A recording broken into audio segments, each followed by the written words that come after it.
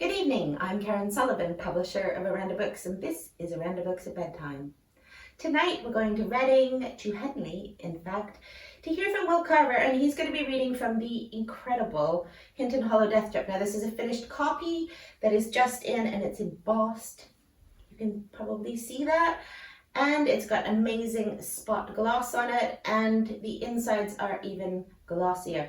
This is the third in the very loose detective Sergeant Pace series. It follows Good Samaritans and Nothing Important Happened Today, and we are so excited about this book. As you know, Will Carver is a tiny bit of a genius. Everyone's saying it. The Daily Express says that he is one of the most exciting authors in Britain, and I couldn't agree more. He's original. The stuff he's writing is insanely crafted, and this is an immense book. It is narrated by Evil, so we're publishing this week on Thursday, the 13th, for obvious reasons, and I would urge you to get out and buy this incredible book. I'm going to read to you now from the blurb. Hinton Hollow, population 5,120. Little Henry Wallace was 8 years old and 100 miles from home before anyone talked to him. His mother placed him on a train with a label around his neck, asking him to be kept safe for a week, kept away from Hinton Hollow, because something was coming.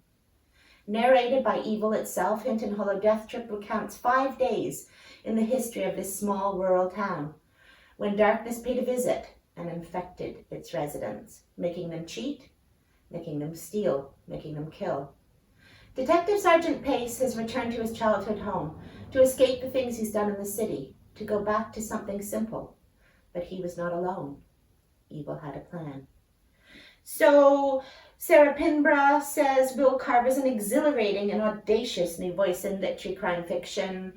Helen Fitzgerald says gobsmacking, beyond dark, and so much fun. I would join Will Carver's cult. He's the most original writer around. Michael Wood says a novel so dark and creepy, Stephen King would be jealous he didn't think of it first.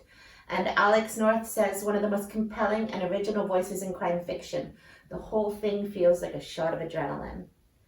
So, over to Will now. Hello, so today I'm going to be reading from Hinton Hollow Death Trip, my new book, and the third book featuring Detective Sergeant Pace.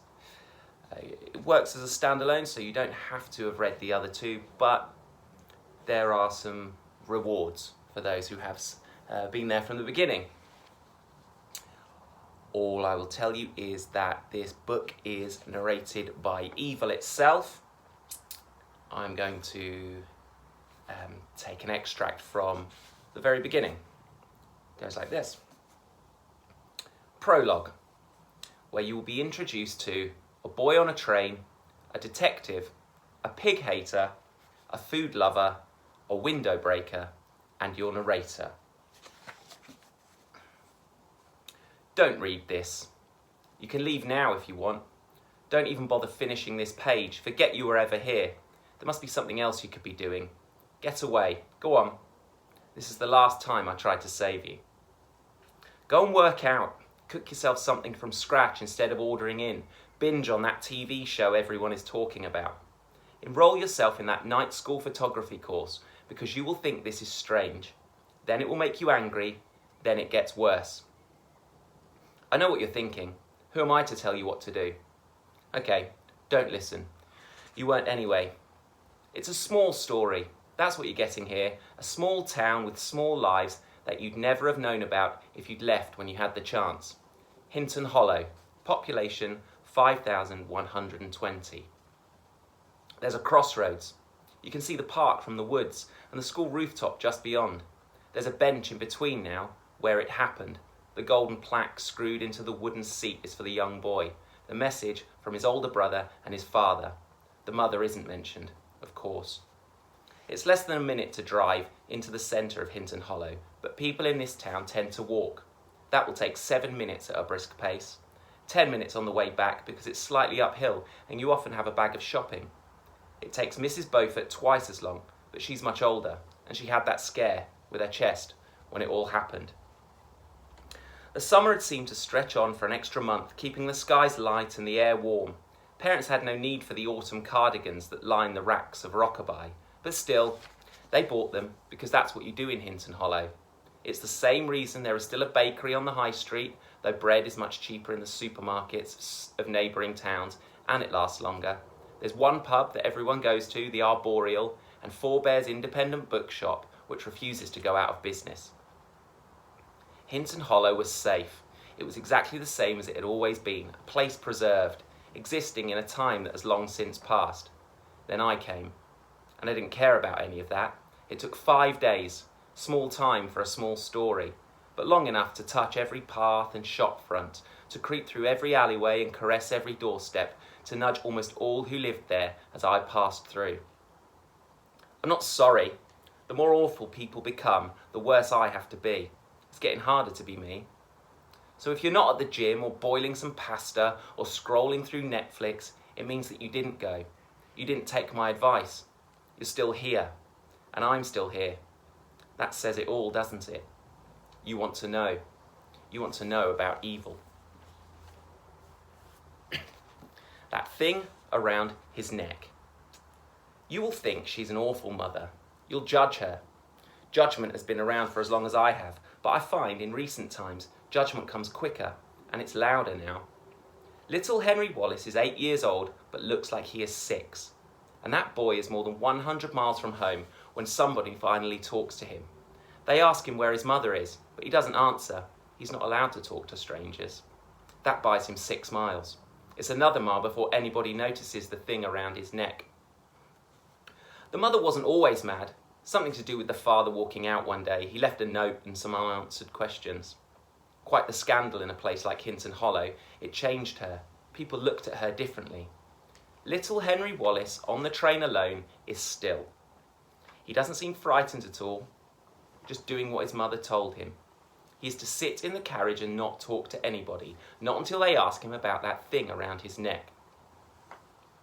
While travellers are more vigilant in current times, they are often drawn to a person of a certain age, sex and ethnicity when a backpack is left on a seat. They are not looking out for a boy, 8 years of age, who only looks about 6. You may tell yourself that you would have talked to little Henry Wallace before this point, but you two would have waited. It doesn't look right, does it? That's what stops you from approaching. A note on bystander behaviour. You wait because you think somebody else will help. You hope they will. You're scared because you don't know the outcome. You want to feel safe. You are the most important person to you. Henry has an older brother. The mother didn't put him on a train with something around his neck. She kept him with her in Hinton Hollow, 107 miles away. And now there are 4 people around her son on a train bound for the north of England, and the elderly woman has grabbed something hanging around the boy's neck. What's this? She's not asking little Henry Wallace or her fellow passengers. She's thinking out loud. Then, within a few seconds, she is reading out loud. My name is Henry Wallace. I'm 8 years old. My mother put me on this train to get me away. I can't tell you where I came from until I have had 7 sleeps. Please take care of me until then. The elderly lady looks at the young boy's face. He's not afraid. She turns to the 3 passengers who have also taken an interest in the boy's welfare. Then she moves back to the boy and turns over the brown label in her hand that hangs on a string around little Henry Wallace's neck. This time, she reads in her head, Please take care of my boy. I'm scared. Something is coming. One thing to know about the elderly woman. She does not stand by. There you go. Hope you enjoyed that and you enjoyed the rest of the book. Thanks for listening. Thank you so much, Will. That was awesome. So that was Will Carver reading from Hinton Hollow Death Trip, which is out this Thursday the 13th. And if you're really lucky, you can get your hands on a limited edition bookmark, which has some of the quotes from the series on the back, and it's absolutely beautiful. So that's it for tonight. We'll see you next week on Orenda Books at Bedtime. Thanks for listening.